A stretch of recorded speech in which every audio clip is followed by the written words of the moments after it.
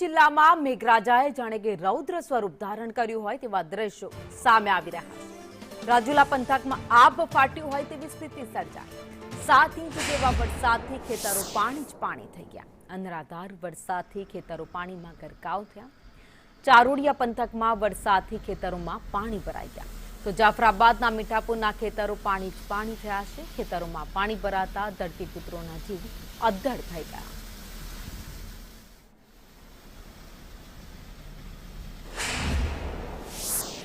રાજુલા તાલુકાની અંદર અનરાધાર 8 ઇંચ વરસાદ પડ્યો છે। ગઈકાલે રાતથી અત્યારે વરસાદ પણ શરૂ છે।